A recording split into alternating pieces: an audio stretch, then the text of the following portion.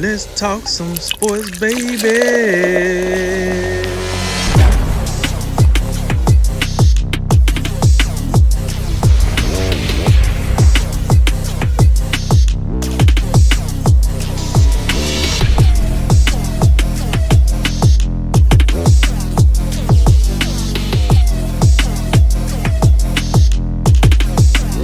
And remember, make tomorrow better than today and make today better than yesterday. And you know what we gonna do. We gonna holler at you until next time, baby. All right, fellas, time to get into this weekend's action. Today's college football is in action with a nice slate of games. The headliner is number 3 Ohio State on the road at number 18 Penn State, and a game that will go a long way to setting the stage in the Big Ten. Number 1 Clemson will be without Trevor Lawrence this week. Number 5 Georgia, number 10 Florida have trap games ahead of their showdown next weekend. And number 6 Oklahoma State looks to carry the water for the Big 12 against Texas. And over in the NFL, we're going to have Ravens Steelers, which is going to capture the nationwide attention. But we also have Patriots Bills and 49ers Seahawks that are also some pretty hot ticket items. So we'll go ahead and start with college, Drink. How's this Big Ten action shaping up, and what else are you looking forward to this weekend? Well, I think the Big Ten action is shaping up just as well. It's the reason why we was curious on why it was even a discussion that it wouldn't play. Premier conference, playing premier games, and I think it's been doing what it's supposed to do at this point. To the lead in Ohio State and Penn State, that's the big game. That's the big deal. 7:30 ABC. That's Herb Street follow. And I think people, they let last week's result kind of sway like how they look at it this week. And for some reason in this game, I feel like you shouldn't. Mainly because of Penn State's offense against Ohio State's defense. I don't know if Penn State will be able to, go score for score with Ohio State, but I do know with the way that James Franklin has that offense structure, it's going to give Ohio State some fits. Because I seen how Nebraska was giving Ohio State fits, and they wasn't even doing anything special. It was kind of like they was just running straight at Ohio State. And with the quarterback McCaffrey, Martinez, and then running backs, they didn't even have good wide receivers on Nebraska, and they still was able to move the ball without wide receivers, which was crazy to me. Penn State, that's a different ball game. They recruit well. They have receivers. They have running backs. They have a decent quarterback. And most importantly, they have good tight ends that's going to force Ohio State where they can't pack it in on the line. And I felt like when they packed it in on the line is where they had their most success against Nebraska. But I will give Nebraska this. They had a better offensive line, so we'll see how they go. I think this game is closer than what the spreads are. I do take Ohio State, but I take Ohio State on like a last-minute field goal or something like that. I'm looking – you're going to have to score at least 30 in this game. So I'm looking at maybe 31, 34, something like that as far as the score. Then when we move on down to Clemson without Trevor Lawrence, listen, no big deal. I'm not too concerned. This kid they got coming in is the future of Clemson. He's going to come in and play ball. And at the end of the day, Clemson is just too talented to lose to Boston College. I think that's who they're playing. And this ain't happening. I'm not concerned. Clemson going to still roll them. Georgia and Florida, trap games as they might be, I just think both of these teams take care of business. And I will say Florida been off for quite a while. So them coming back, I do think we see some rust, but not to the point of them losing. They already lost the game this season. Dan Mullins know how that feels, even though I think Texas A&M is better than what people give them credit for. Either way, Florida lost the game, so they know how that feels. Georgia coming off, they lost to Alabama, so they're rearing to get back in here and show that they still a team with some juice left in the tank. And, they want to tune up some things and get ready for Florida next week. We know how important that game is between the biggest tailgate in college football, as they call it. Good luck with that this year with coronavirus. But either way, we know what that game means. We know they're going to pour out their hearts and souls in that game. And then To answer your question, I don't think Oklahoma going to carry the water all the way to the deadline. I think as I watch them, they're somebody going to get them. They're going to get got. Like, it's just they don't play enough consistency on all three phases of the game to go undefeated. They just kind of play enough to win the games. But when you go against teams that have the same amount of talent or more, you get caught up with that. And that's what I see with Oklahoma State. So with all that said, that's my outlook on college football this weekend. Yeah, in the college ranks, I would say I think up front, and not to get too ahead of ourselves, but I thought Michigan was thoroughly impressive last week on Saturday Night Football against Minnesota. The new quarterback they got, Joe Milton. I thought he did a fairly good job. Zach Charbonnet looked really explosive from the running back position. I'm interested to see, here just under an hour away from kickoff against Michigan State, how they, are we going to see Michigan build off that success, or are we poised for a letdown? Because, from time to time, we get that from some of these Jim Harbaugh coached Michigan teams. So we'll see how that goes. I think elsewhere, I think, Ohio State, Penn State, I think that's clearly the headliner. I think the Penn State's loss in their opening week to Indiana takes some of the luster off that game, but I think it's still going to be a compelling matchup. And how does Ohio State, look to, because like you say, they showed some holes on their defense with Nebraska at times. Really looked like they were having a pretty easy time moving the ball. I think as time went along, Ohio State was able to correct those things. But in order for Penn State to win the game, how are they going to match up against the Justin Fields and just the weaponry that Ohio State is always going to be able to throw at you? So how are they going to be able to handle that? That'll be a huge part of that game.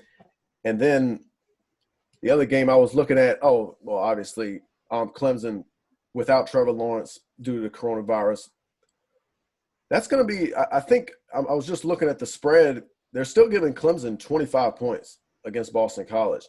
So I don't think I expect Boston College to win that game, but will they be able to make it close? Can they make it a competitive game and actually give us a little look-see to how valuable is Trevor Lawrence to Clemson? Because I think at some point we all wonder that with Travis Etienne and with the wide receivers they've had over the past several years with T. Higgins, Justin Ross. Now Amari Rodgers looks pretty good for him. And then defensively, Brent Venables always has those guys playing at an extremely high level. And for the last year plus, I think they've been outperforming actually some of the talent that they have. So what does that look like? And is Boston College, who is, they got a respectable program up there. So are they able to make those guys sweat it out a little bit? Those are some of the, matchups in the college ranks that I'm looking at. And I think when you look at the NFL, I hate to lament the same points every week, but could we get some of these 1:00 games that actually matter? Could we please get them into some primetime slots? The next 2 days, Sunday and Monday, the primetime games, 3 of the 4 teams are from the NFC East.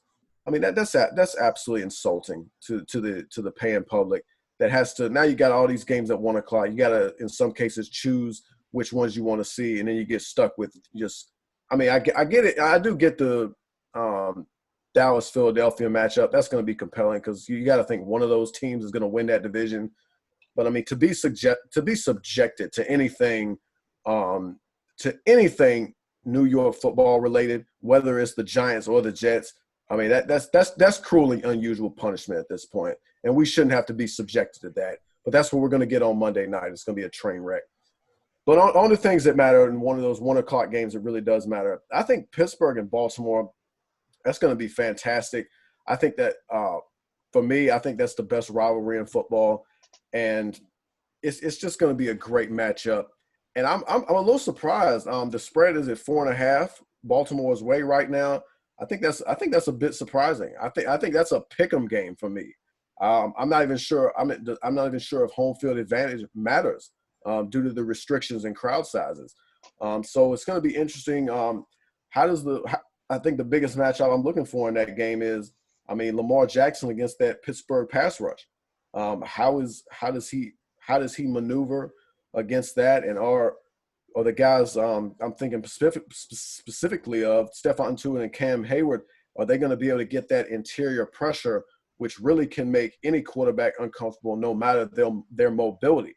If those guys are able to have a big day, then that's going to be problematic for Baltimore. But if they can hold them off and Lamar Jackson is able to move around at will, make plays outside the pocket, then I think Pittsburgh could be in trouble.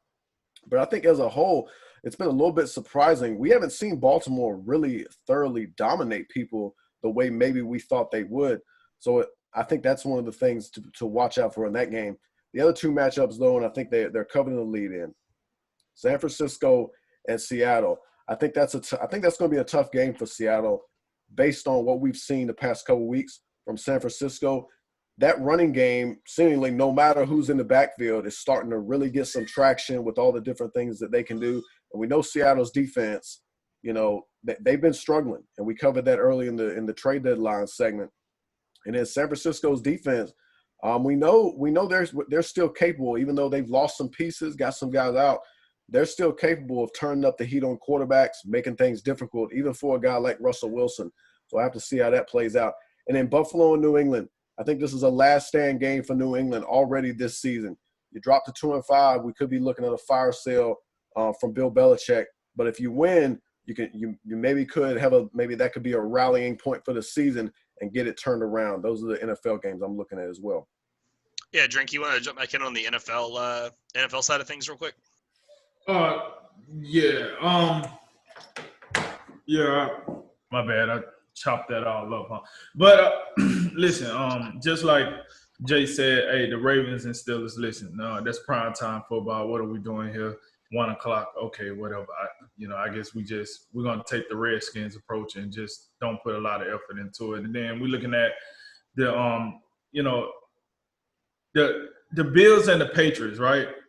I've been on this Bills bandwagon for quite some time now, and I think this is the time. Hey, Bills, can you give me something? Can I look right at some point? I've been on y'all bandwagon even before the lateral to the referee in the playoffs last year. Come on, do something, help your boy out. Can I get one right? Can you do that for me? And so listen. At the end of the day, like the only game I'm really looking forward to is the Ravens and Steelers. I'm not gonna lie, and I want the Bills to win. So that's my take on the NFL. Yeah, one more. Rams Dolphins. Can't wait for that one to his debut. Oh, it is. Oh That's my. a fact. It's getting showed on all Alabama stations, by the way. But yes, that's a fact. I forgot about Tua debut. Yeah, as far as the college action goes, real quick, we'll say what's gonna be fun with Clemson is we're gonna get a look at the new guy coming in, DJ.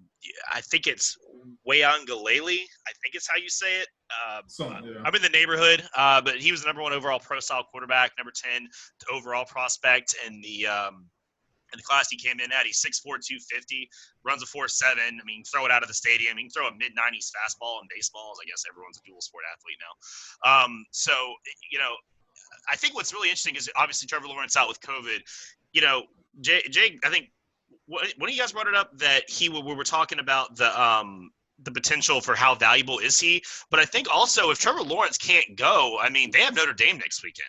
So how does that play out? Do we, if he's still recovering, this kid shows up against, I mean, you beat Boston College, whatever. You beat you go ahead and take care of Notre Dame with your backup quarterback. They're gonna smoke Notre Dame with their backup. They probably are. I don't think Notre Dame's very good. But my thing is this. If this kid looks great and he looks like the future, does Trevor Lawrence say, hey, you know what? I got a first-round pick coming up. I'm going to go ahead and take a shower, get ready for that. I'll see y'all next year. See y'all never type thing. How does that play out? I mean, these things can change pretty fast. I think y'all broke down the Ohio State game really well. Penn State, remember James Franklin just signed that big contract extension. You drop your first 2 and Ohio State winds up dragging them all over the field. And that game gets out of hand. Boy, that doesn't look good. And I will say, Georgia and Florida definitely have trap games. It was alluded to. Florida is talking about, the defense was bad. And now you've had 3 weeks off, and offense can still get some stuff done. You can still work on some stuff. Defense, you got to be able to react. And Missouri plays this really strange, kind of gadgety sort of offense. They use the whole field. There's a lot of bubble screens and RPOs and all this weird, wild stuff. I mean, it's going to be tough. Florida's going to have to – they're going to have their hands full. And Georgia going to Kentucky and Lexington kicking off here shortly, they're making a quarterback change. They're going with Joey Gatewood. So – does Kentucky come out with a quarterback Georgia hasn't seen? Georgia's come off a bye week. They're licking their wounds as well after their loss. Both these teams could be looking ahead to the cocktail party, and one of them or both of them could trip up this weekend. I think that's an interesting thing to watch. And then in the NFL, you guys hit it pretty well. I think Steelers-Ravens, to me, it comes down to Lamar. Can Lamar Jackson throw the ball enough to make some big plays and keep the Ravens in that game? We saw the Ravens play the Kansas City Chiefs. They got destroyed, and they've been good otherwise. But that suspectness of the Ravens when it comes to these big games, you go out there and the Steelers, beat you up. How do we really start wondering if the Ravens really are that good when it counts, or are they just a regular season world beater that can't get it done when the lights are on? And the Bills should win that game. But remember, the Bills lost 2 straight to the Titans and Chiefs, and then they just kind of puked past the Jets last weekend, 18-10. Can they overcome the mental hurdles of, okay, we should beat the Patriots, but it's still the Patriots. So, can they kind of take that next step and take care of business? Because they should. And if they do, then, like y'all said, I think the Patriots are going to go ahead and probably punt on the season. So it's kind of a make or break weekend for them. But the Bills will be at home. And then I think the Seahawks is going to come down to does Jamal Adams play? He's a game time decision where a couple of guys are. I think Chris Carson might be hurt. So there's a couple game time decisions for them. And I think if Jamal Adams then play, I think they can take care of the 49ers. I think if Jamal Adams is out, 49ers need that game. I mean, they are last in that division, and they're 4-3 or 3-3 or something like that. I mean, they're not bad, and yet they are last place in that division. So they desperately need that game to get back in the race.